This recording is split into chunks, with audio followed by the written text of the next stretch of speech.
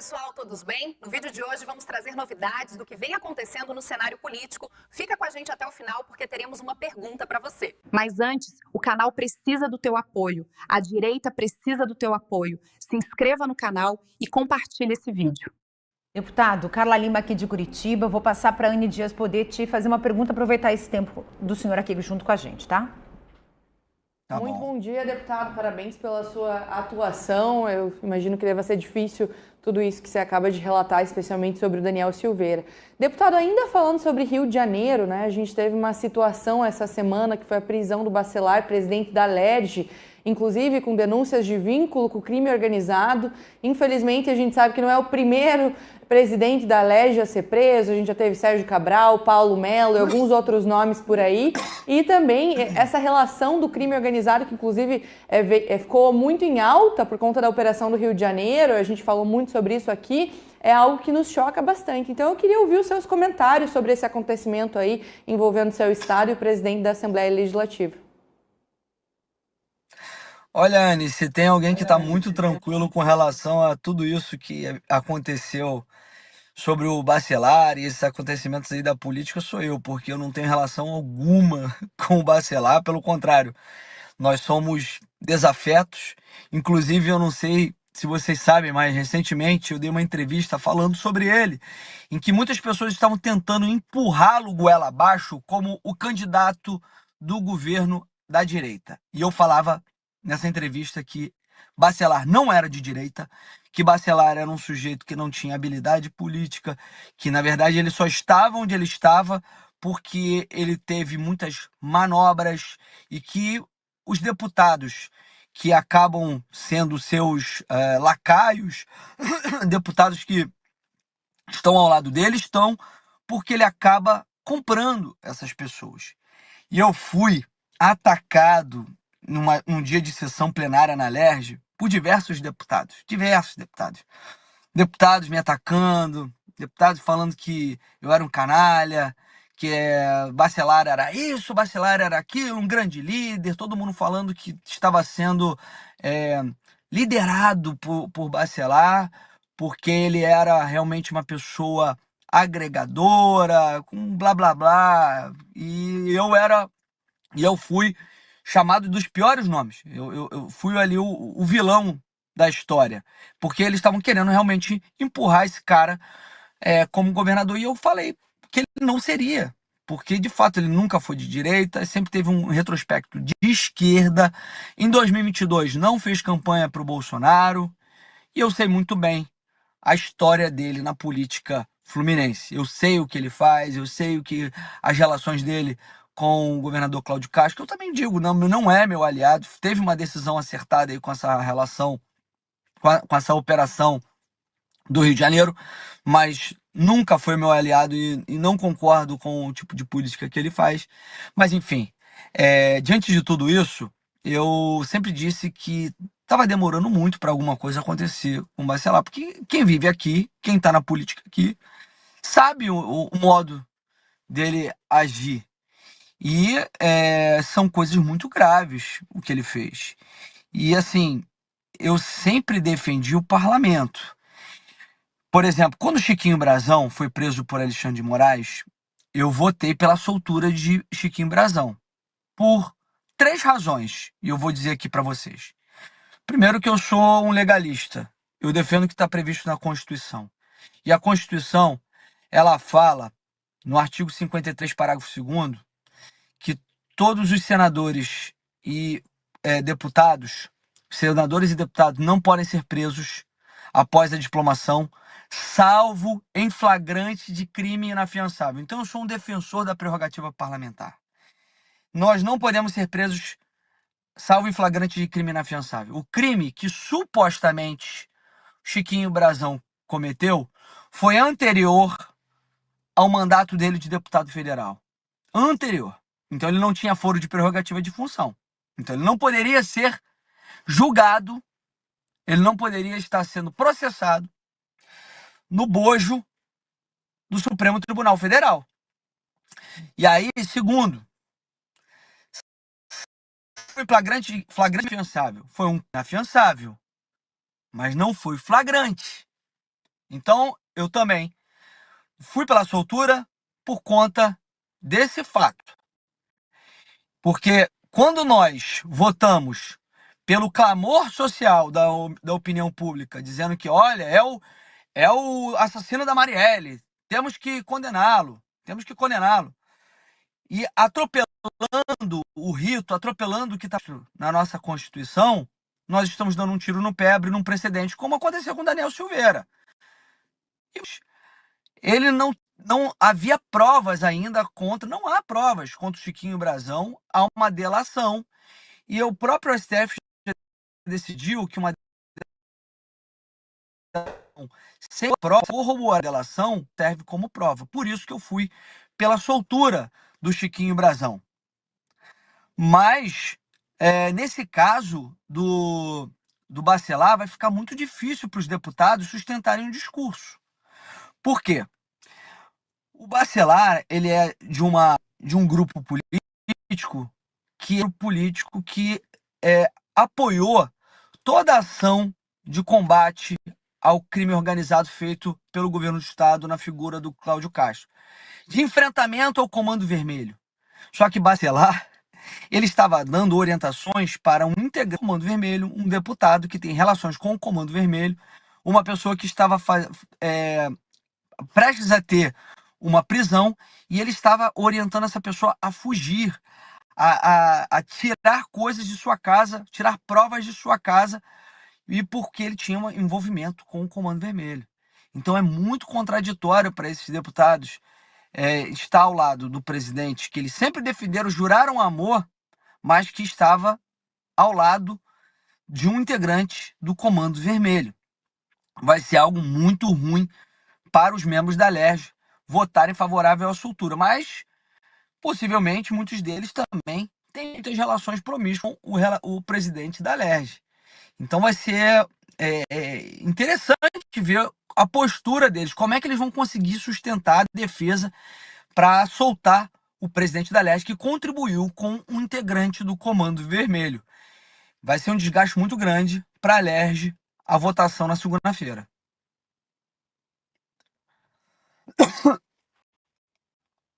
Carla novamente aqui. Em um determinado momento, no metade do ano, junho, julho mais ou menos, houve um bate-boca, né, na Câmara entre o senhor e o ministro Haddad. E a gente sabe que a política fiscal do Brasil, a econômica, virou um elefante branco. Virou algo sem controle e o problema realmente está nesses quase 10 trilhões de dívida que o Brasil está acumulando.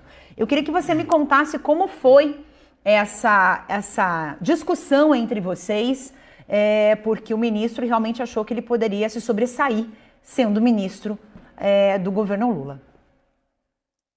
Antes de mais nada, eu queria questionar vocês se tá tudo bem aí na imagem, se tá tudo bem na nossa conexão, porque às vezes eu tô vendo aqui que tá dando uma travada, mas não tá cortando nada não, né? Imagem não, mas o áudio travou algumas vezes, mas agora só nessa tua última fala, no finalzinho dela, tá? Não sei se é a minha conexão aqui.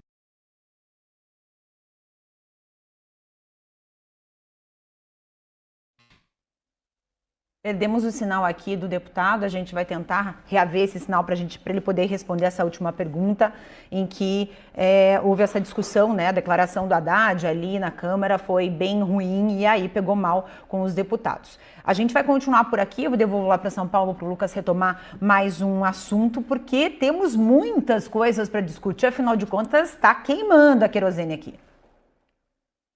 Seguindo nesse assunto, enquanto a gente tenta restabelecer a conexão com o deputado do Rio de Janeiro, Carlos Jordi, falávamos da questão, então, a base governista, por 19 a 12 e depois 19 a 11, blindou o filho de Lula, que é acusado de receber mesada do careca do INSS, e blindou Jorge Messias, advogado-geral da União e possível novo ministro do STF. E uma questão, ontem eu vi o posicionamento do presidente da CPMI do INSS, Carlos Viana, em que ele disse que ontem era o último dia dos trabalhos da CPMI, ou seja, dia 4, ontem foi dia 4 de dezembro, vai parar dezembro todo, janeiro todo, aí fevereiro é um mês mais curto, um mês que tem carnaval, em março termina a CPMI. Ou seja, é capaz do Frei Chico sequer ir para lá, que era o que todo mundo falava. Acho que restabelecemos a conexão com o deputado. Tá bom, então, enquanto ele vai se posicionando dessa questão, veja, é um absurdo, ou seja, nós temos, vamos lá, essa questão que termina, vai ficar 2 meses parada a CPMI do INSS, tem um monte de perguntas a ser respondida, acaba de blindar o Lulinha, acaba de blindar Jorge Messias, Frei Chico, ninguém sabe até agora se sentará no Banco dos Céus. Aí Carlos Viana diz o seguinte, que ele já está articulando para prorrogar mais 2 meses, ou seja, abril e maio, mas que para isso precisaria da maioria. Maioria essa que blinda Messias, que blinda o Lulinha. E que não vai ter o governo vai matar essa CPMI antes dela terminar. Pode escrever isso. E aí o senador vai ter que escrever um relatório capenga. É esse que vai ser o ponto. E aí teremos o que se costuma acontecer sempre, um relatório inconclusivo que vai para a Procuradoria-Geral da República dizer, olha, o relatório é inconclusivo, com base nele não vou denunciar ninguém, porque não interessa. Se interessasse denunciar, aí o relatório pode ser uma porcaria que a PGR arranja um jeito de denunciar. Então o Brasil está vivendo o padrão de impunidade. O modelo juristocrático ele é muito ruim, porque ele é baseado nesse princípio canalha. Ele é o rigor seletivo contra os inimigos do sistema e o perdão conveniente para os aliados e amigos do sistema. Então isso é juristocracia, é lawfare. Isso não é democracia, isso não é justiça. Voltamos com o Carlos Jordi. Deputado, gostaria que a Carla refizesse a pergunta ou deu para pegar essa questão orçamentária da União liderada por Fernando Haddad? Olha, eu peço desculpas a vocês, é porque eu tô com a casa em obra, eu tava no carro, mas a conexão acho que aqui fica um pouquinho melhor. Bom, vamos lá. Na verdade, o que aconteceu naquela reunião, né, é que a gente estava questionando o Haddad sobre o grande déficit nas contas fiscais, sobre toda a desorganização fiscal que vinha sendo promovida pelo governo, e comparando ao governo Bolsonaro, né? O governo Bolsonaro que passou por pandemia, que passou por um início de guerra, que tinha diversas questões orçamentárias que estavam sendo difíceis para o governo na época, porque inclusive tinha que mandar trilhões para estados e municípios por conta da pandemia. Então foi um grande endividamento, mas na verdade o governo conseguiu se recuperar e o Bolsonaro deixou o Brasil no azul, com um superávit primário de mais de 50 bilhões. E aí, no ano seguinte, entra o governo Lula e já deixa o maior déficit da história, da série histórica. Não me recordo agora, mas são mais de 200 bilhões de déficit. E isso porque, na verdade, né, no final do governo Bolsonaro, nós fomos obrigados, inclusive, a votar aquela PEC da... Ai, meu Deus do céu, agora esqueci o nome. Que era uma PEC que furava o teto de gastos, ampliava o teto de gastos, e ainda colocou um dispositivo para que a gente pudesse acabar com o teto de gastos e criar o arcabouço fiscal via lei complementar. Então, assim, aumentou o teto de gastos, furou o teto de gastos, ampliou a capacidade de gasto público com a justificativa de gastar para programas sociais, dizendo que se não fizesse isso, não seria possível pagar programas sociais, mas em mais de 200 bilhões de reais. E ainda teve déficit. Então, nós estávamos falando com eles, né? Que a PEC da transição, foi isso. PEC da transição, foi essa aí.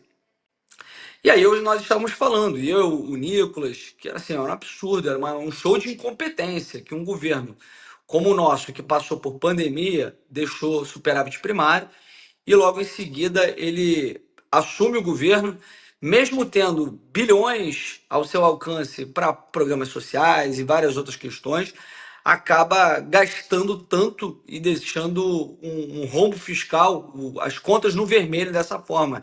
E era por conta de aumento de ministérios, aumento de cargos, toda essa gastança desenfreada que eles promovem, que são pior que praga no Egito. E aí o Haddad ficou extremamente irritado.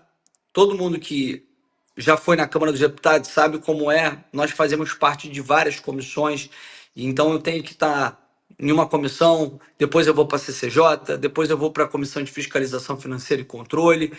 É o tempo inteiro assim. E eu levantei e fui para uma outra comissão e falei, daqui a pouco eu volto. E aí o Haddad pegou uma oportunidade ali para bater em mim, bater no Nicolas, dizendo que nós éramos covardes, molecagem, chamando de moleque, porque a gente falou e saiu e tal. Assim, foi muito deselegante. Como é que pode um ministro agir dessa forma contra a Câmara dos Deputados? Porque quando ele ataca um parlamentar, ele está atacando a Câmara dos Deputados. E nós fomos muito respeitosos, nós só trouxemos dados, levamos dados concretos demonstrando a incompetência dele.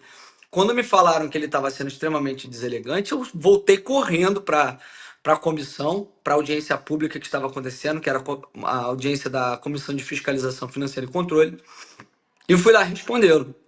E falei para ele que moleque era ele. Moleque era ele porque aceitou um cargo da magnitude que é ser ministro da Economia e, na verdade, só tendo feito 2 meses de economia. Moleque era ele, que pegou o Brasil no azul, o governo Bolsonaro tendo passado por pandemia, e logo em seguida deixa o maior déficit fiscal da história do nosso país. E aí logo em seguida, depois veio o Nicolas, falou, aí teve já uma grande confusão na comissão e encerraram ali os trabalhos da comissão. Mas foi legal, foi bom ter falado umas verdades na cara do Haddad, porque ele é um sujeito extremamente arrogante, ele merece ouvir algumas verdades às vezes.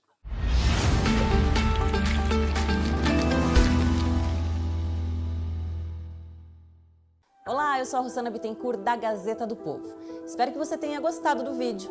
Aqui na tela você pode clicar em outras opções para continuar acompanhando nossas análises e comentários. E não esqueça, assinando a Gazeta do Povo, você apoia o jornalismo independente, garante acesso a conteúdos exclusivos e fortalece o nosso trabalho aqui no YouTube. Muito obrigada! Agora responda aqui embaixo o que você achou sobre tudo isso. Vou ler e responder a todos. Até a próxima!